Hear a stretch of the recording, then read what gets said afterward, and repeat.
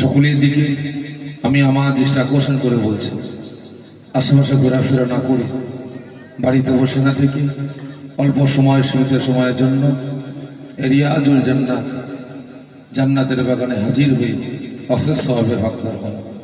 মাশাআল্লাহ মাশাআল্লাহ।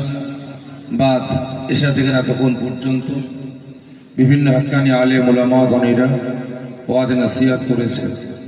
আমার আগে ওয়াজ নসিহত করছিলেন আমার দাদা পীর সিলসিলার কনিষ্ঠ হাতিয়ার, দাদা পীর সিলসিলার কাদেম জনাব মাওলানা মোহাম্মদ আব্বাসউদ্দিন সাহেব ওয়াজ নসিহত করলেন। তিনার আগে আরো ওলামা হযরতের ওয়াজ নসিহত করেছে এবং তার সাথে সাথে আপনার মহল্লার নেতা, মহল্লার পথ প্রদর্শক, আল্লাহ পাকের পবিত্র ঘর মসজিদের খাদিম আমার ইমাম সাহেব ভাইজান ওয়াজ নসিহত ঘুরিয়ে দাও, ওই দিকটা করে দাও, এটাকেও ঘুরিয়ে দাও। এখন ধরেন পারবে না। এখানে জান্নাতের বাগান কায়েম করা হয়েছে। এখানে ঈদে মিলাদুন নবী রাসূল পাক সাল্লাল্লাহু আলাইহি ওয়াসাল্লাম হুজুরের স্মরণ সভা কায়েম করা হয়েছে। এখানে আল্লাহ পাকের তারিফ হবে। এখানে আল্লাহ পাকের তারিফ হবে। রাসূল পাক সাল্লাল্লাহু আলাইহি ওয়াসাল্লাম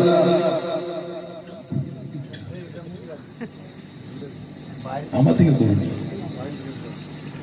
রাসূল পাক সাল্লাল্লাহু আলাইহি ওয়াসাল্লাম হুজুরের প্রশংসা হবে। হাদিস, কোরআন, ইজমা, কিয়াসের আলাপ আলোচনা হবে। এখানে কিভাবে নিজেদের ঈমান আমা বলে, যখন আমাদের মুখে দাড়ি দেখে, মাথায় টুপি দেখে, কিছু কিছু মানুষ স্লোগান দেয়, ঠিক না বেঠিক? আজকে দিকে দিকে আমরা লাঞ্ছিত, অপমানিত, বঞ্চিত কেন? একটাই কারণ, আমরা আল্লাহ বলা হয়েছে, রাসূল বলা হয়েছে, শরীয়তের আইন কানুন বিধান বলা হয়েছে, রাসূলের হুকুম আহকাম সুন্নাত বলা হয়েছে।